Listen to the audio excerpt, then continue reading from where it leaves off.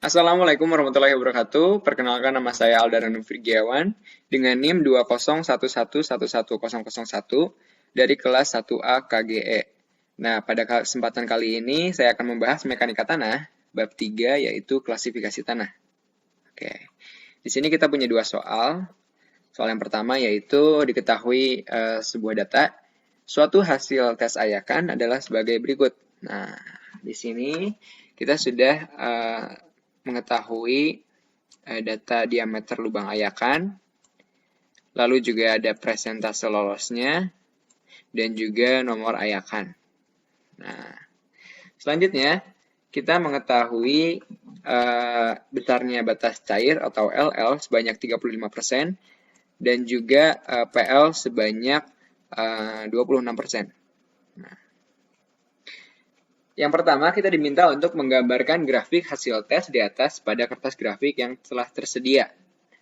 Untuk menggambarkan sebuah grafik pada kertas grafik yang sudah tersedia ini, kita memerlukan dua data penting atau data-data yang sudah kita ketahui tadi di awal, yaitu diameter lubang ayakan, dan juga persentase lolos, dan juga nomor ayakan.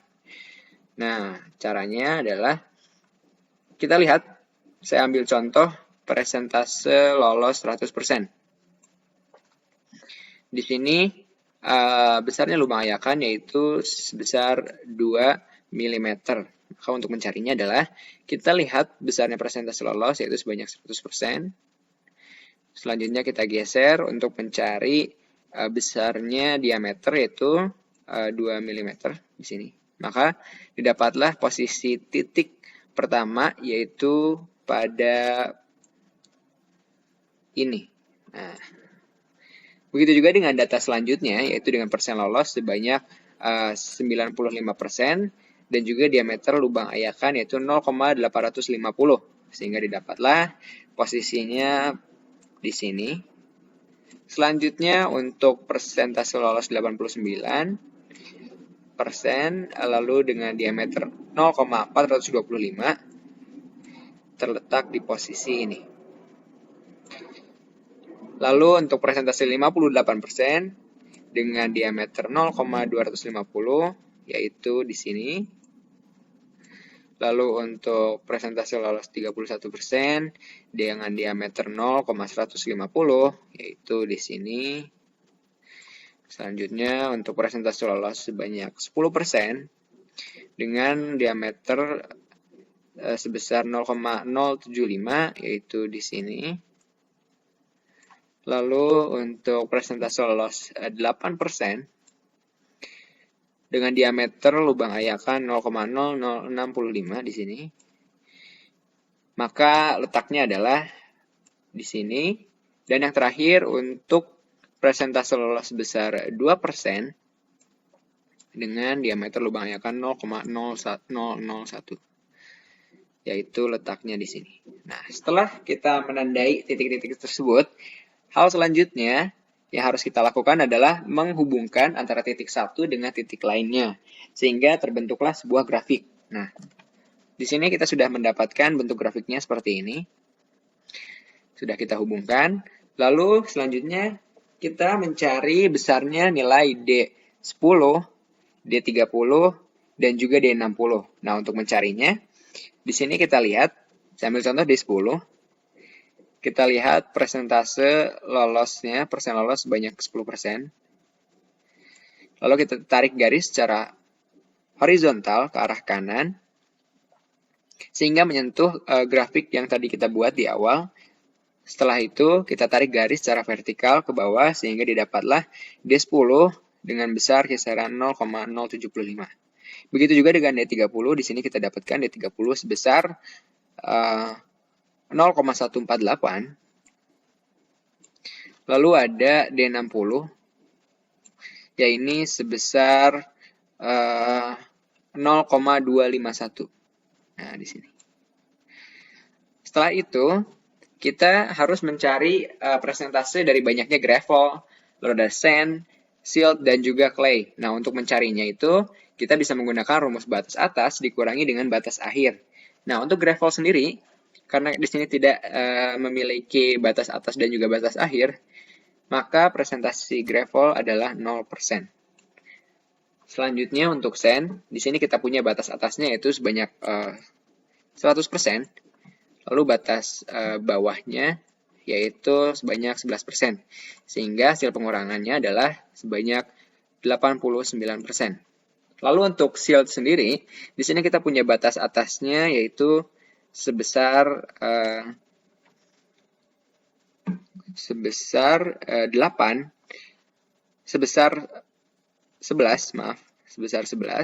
dikurangi dengan batas bawahnya yaitu ini sebesar 9%. Maka didapatlah hasil pengurangannya adalah 2%.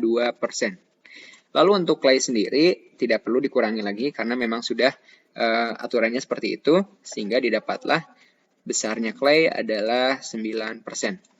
Nah, setelah itu, hal yang harus kita cari adalah besarnya nilai CU dan juga CC. Nah, untuk nilai CU dan nilai CC ini, yang pertama kita mencari nilai CU, kita bisa menggunakan rumus D60 dibagi dengan D10, yaitu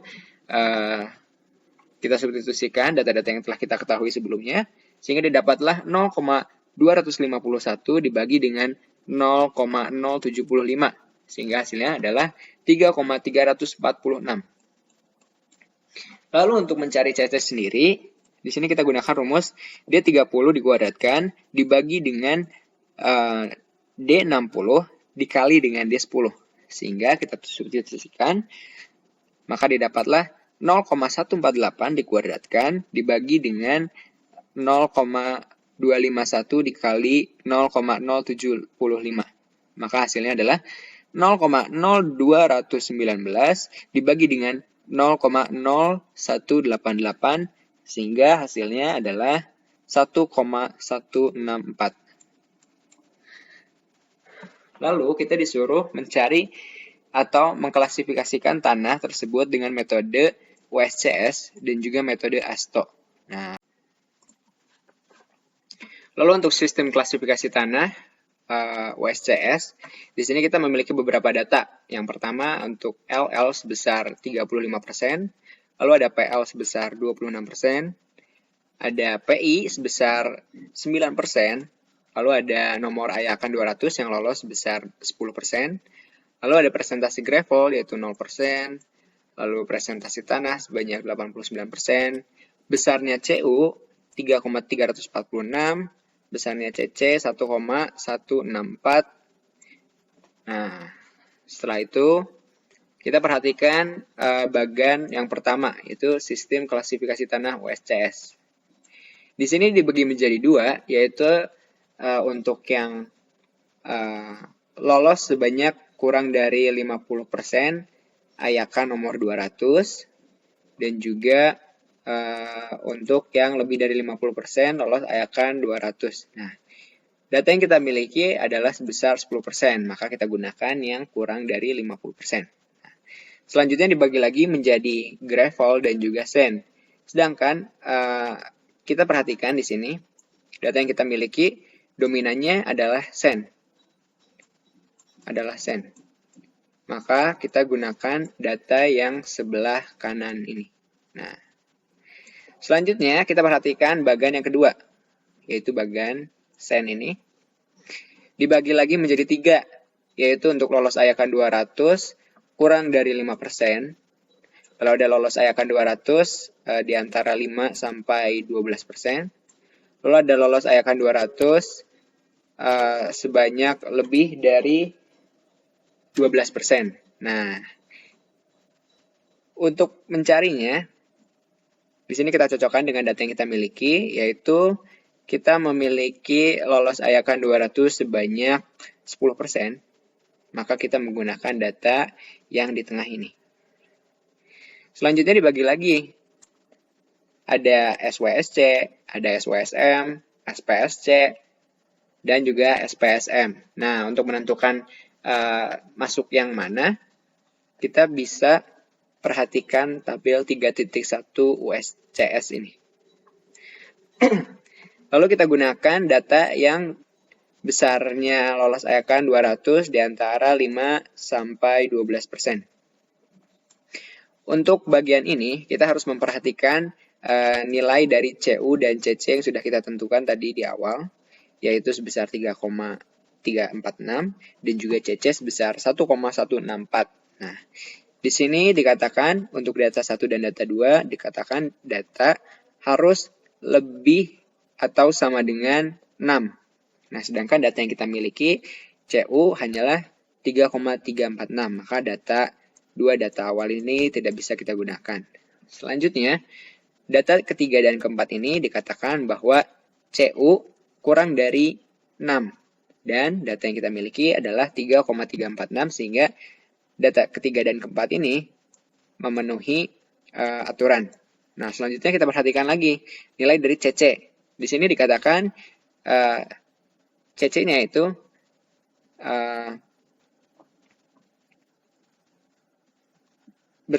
berkisar segini. Dan kedua data ini pun memenuhi syarat dengan data yang kita miliki. Selanjutnya, karena di sini kita memenuhi dua data, yang berbeda adalah pada grup simbolnya. Di sini ada SPSC dan juga SPSM. Bagaimana cara kita menentukan hal tersebut? Yaitu kita gunakan dengan cara menggunakan koordinat atau titik pada bagian plasticity chart for USCS ini. Nah, untuk mencarinya dengan menggunakan cara ini, yang harus kita perhatikan hanyalah nilai dari PI dan juga LL-nya. Di sini kita punya nilai PI-nya yaitu sebanyak 9%, lalu nilai dari LL-nya sebanyak 35%. Sehingga kita buat titiknya adalah PI sebanyak 9%, kurang lebih di sini. Dan juga LL sebanyak 35%, kurang lebih di sini. Nah, sehingga didapatkanlah titik potongnya yaitu pada bagian ini dan terletak di bawah garis A. Di sini tertulis ML or OL. Nah, kita bisa lihat selanjutnya kita bisa lihat di sini klasifikasi data ketiga yaitu tertulis CL or CH. Sedangkan data keempat di sini tertulis classify as ML or MH. Nah, maka karena kita tadi mendapatkan titiknya di daerah ML, maka kita gunakan data yang ML ini, yaitu data yang keempat. Sehingga kita bisa menemukan datanya adalah SPSM. Nah, maka dapat disimpulkan klasifikasi tanah tersebut ialah SPSM. Selanjutnya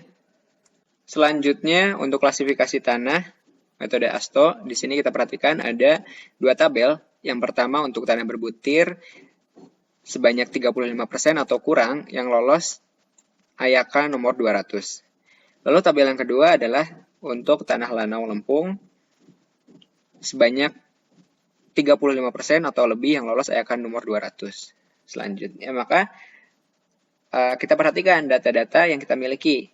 Di sini kita miliki LS sebanyak 35%, lalu ada PL sebanyak 26%, ada PI sebanyak 9%, lalu lolos ayakan 10 100%, lolos ayakan 40 89%, lalu lolos ayakan 200 sebanyak 10%. Nah, kita eliminasi data-data klasifikasi ini. Yang pertama ada A1 dibagi lagi menjadi A1A. Di sini kita lihat untuk nomor ayakan 10 maksimalnya adalah 50, sedangkan data yang kita miliki adalah sebanyak 100%, maka data ini tidak bisa kita gunakan. Lalu untuk A1B, di sini dikatakan nomor ayakan 40 itu maksimalnya adalah 50, sedangkan data yang kita miliki adalah sebesar 89%, maka data ini pun tidak bisa kita gunakan. Lalu untuk A3 juga sama, karena di sini PI-nya adalah NP. Maka data ini pun tidak bisa kita gunakan. Selanjutnya untuk A2 ini ada A24, A25, A26, dan juga A27. Nah, di sini tertulis untuk nomor ayakan 200 semuanya maksimalnya adalah sebanyak 35%. Dan data yang kita miliki adalah sebanyak 10%. Maka untuk yang atas ini kita memenuhi semua. Nah, selanjutnya kita turun ke bawah dan perhatikan nilai dari LL dan juga PI-nya. Untuk A24 maksimalnya 40 LL. Berarti data kita memenuhi. Selanjutnya untuk PI-nya maksimal 10%. Data yang kita miliki yaitu 9% berarti memenuhi. Lalu untuk A25 LL-nya itu minimal 41%. Maka data ini tidak bisa kita gunakan karena tidak memenuhi. Lalu untuk A26 LL-nya maksimal 40 dan juga PI-nya minimal 11. Karena PI-nya tidak memenuhi, maka data ini tidak bisa kita gunakan. Lalu untuk A27 di sini juga dikatakan minimal dari LL dan PI-nya yaitu 41 dan juga 11, maka data ini pun tidak bisa kita gunakan. Maka dapat disimpulkan klasifikasi tanahnya adalah A24. A24. Selanjutnya untuk nomor 2 soalnya adalah dari percobaan analisa ayakan diperoleh hasil-hasil sebagai berikut. Nah, di sini kita bisa lihat sudah diketahui yaitu data ayakan dan juga berat butiran yang tertahan. Selanjutnya ada besarnya LL yaitu sebanyak 24% dan juga PL sebanyak 18%. Dengan ketentuan P sama dengan 0 dan W sama dengan 0, W sama dengan 1 berdasarkan nomor absen yang sudah saya substitusikan ke dalam tabel. Lalu kita diminta untuk menggambarkan grafik hubungan antara persen butiran yang lolos dengan diameter butiran pada lembar terlampir. Nah, untuk membuat sebuah grafik, ada data-data yang harus kita tentukan terlebih dahulu, yaitu jumlah persen yang tertahan dan juga jumlah persen yang lolos, lalu juga data ayakan. Nah, untuk mencari jumlah persen tertahan, di sini kita bisa gunakan rumus yaitu massa tanah dikali dengan 100% dibagi dengan total massa tanah. Saya ambil contoh untuk saringan nomor 20 ya. Untuk saringan nomor 20, di sini massa tanahnya adalah sebanyak 1213 dikali dengan 100%, lalu dibagi dengan total massa tanah yaitu 24.100. Sehingga didapatlah hasil yaitu 5,033%. Nah, selanjutnya kita lakukan secara berulang pada data-data di bawahnya, yaitu untuk berat tertahan 3.412, yaitu sebesar 14,157%. Lalu untuk 3.225, yaitu sebesar 13,381%. Lalu untuk 4.210, yaitu sebesar 17,468%. Lalu untuk berat tertahan 2.673, jumlah tertahannya sebesar 11,091%. Lalu untuk 3.050, jumlah tertahannya 12,655%. Lalu untuk berat tertahan 2.170, jumlah persen tertahannya yaitu 9,004%. Lalu untuk berat tertahan 2033, ini sebanyak 8,435%. Untuk berat tertahan sebesar 803, ya ini jumlah tertahannya, jumlah persennya adalah 3,331%. Lalu yang terakhir untuk berat tertahan 1311, jumlah persen tertahannya adalah 5,439%. Selanjutnya kita cari jumlah persen yang lolos. Nah, untuk mencarinya, pada baris pertama ini terdapat ketentuan yaitu 100%. Nah, untuk mencarinya adalah 100% dikurangi dengan jumlah tertahan pada baris kedua ini. Sehingga didapatlah hasilnya adalah 100% dikurangi dengan 14,157%, maka hasilnya adalah 85,843%. Begitu juga untuk data-data yang di bawahnya, yaitu dikurangi lagi dengan 13,381%, sehingga didapatkan hasil 72,462%.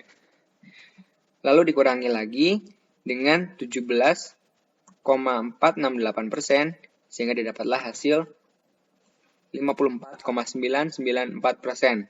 Dikurangi lagi dengan 11,091%, sehingga didapatlah hasil 43,903%. Lalu dikurangi lagi dengan 12,655%, sehingga hasilnya adalah 31,248%. Lalu dikurangi dengan 9,004%, hasilnya adalah 22,244%. Lalu dikurangi lagi dengan 8,435%, hasilnya adalah 13,809%, dikurangi lagi oleh 3,331%, hasilnya adalah 10,478%, dikurangi lagi dengan 5,439%, hasilnya adalah 5,039%. Nah, setelah data-data ini kita lengkapi, kita substitusikan data-data tersebut pada kertas grafik yang terlampir ini. Nah, setelah didapatkan titik-titiknya seperti ini, lalu juga ini, dilakukan dengan cara seperti yang awal tadi, yaitu dengan mencocokkan persen lolos dan juga besarnya diameter ayakan. Nah, setelah kita mendapatkan titik-titik tersebut, selanjutnya kita gabungkan antara titik satu dengan titik yang lainnya sehingga membentuk sebuah grafik seperti ini.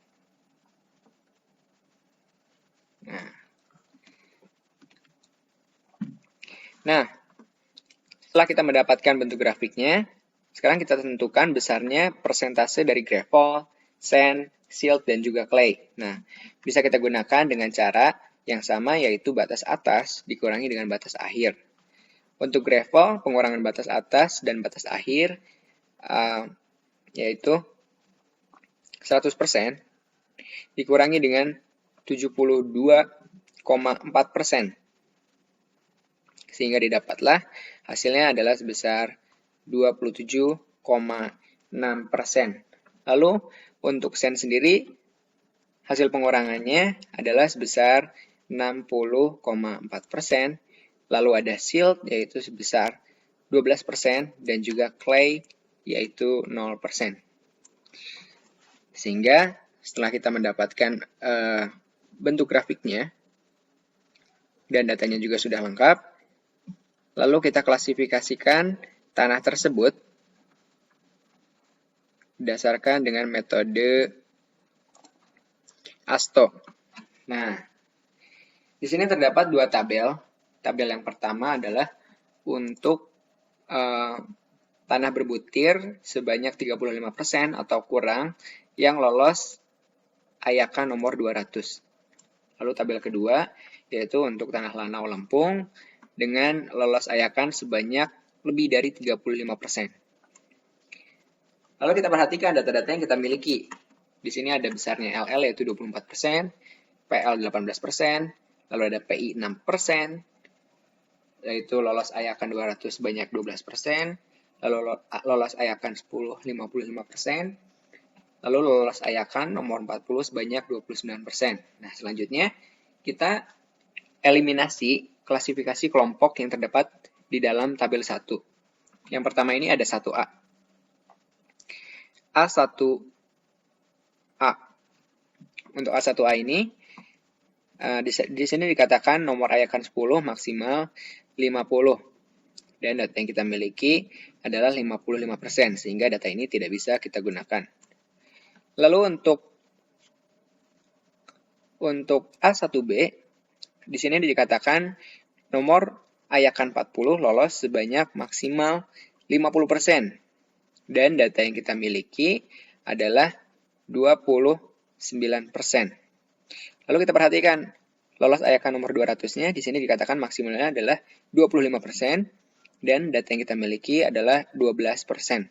Nah, maka A1B ini bisa kita gunakan. Dan kita juga memperhatikan batas cair dan juga indeks plastisitasnya atau PI ini, yaitu sebesar maksimal adalah 6. Dan PI yang kita miliki pun besarnya adalah 6. Maka data A1B ini bisa kita gunakan sepenuhnya. Lalu untuk A3 ini tidak bisa kita gunakan karena di sini PI-nya tertulis NP. Lalu untuk A2, di sini ada A24, A25, A26, dan juga A27. Nah, di sini tertulis untuk lolos ayakan nomor 200-nya, semuanya maksimalnya adalah sebesar 35%. Dan data yang kita miliki untuk lolos ayakan nomor 200 adalah sebanyak 12%. Maka data ini memenuhi semuanya. Selanjutnya kita eliminasi berdasarkan nilai dari batas cair dan juga indeks plastisitasnya. Untuk A24 ini, LL-nya maksimal 40. Dan data yang kita miliki, LL-nya adalah 24%, sehingga memenuhi. Dan juga PI-nya dikatakan maksimal 10. Dan data yang kita miliki, PI-nya adalah sebesar 6%. Maka data A24 ini bisa kita gunakan. Lalu untuk A25, minimal LL 41. Maka data yang kita miliki ini tidak sesuai. Untuk A26, di sini dikatakan LL-nya maksimal 40%. Dan kita punya 24%, yaitu memenuhi. Lalu untuk PI-nya sendiri, kita hanya memiliki 6, sedangkan yang diminta minimal 11. Maka data ini pun tidak bisa kita gunakan. Lalu untuk A27, di sini dikatakan LL-nya minimal 41, sedangkan data yang kita miliki hanyalah sebesar 24%. Maka data ini pun tidak bisa kita gunakan. Sehingga dapat kita simpulkan klasifikasi tanahnya adalah A1B dan juga A24.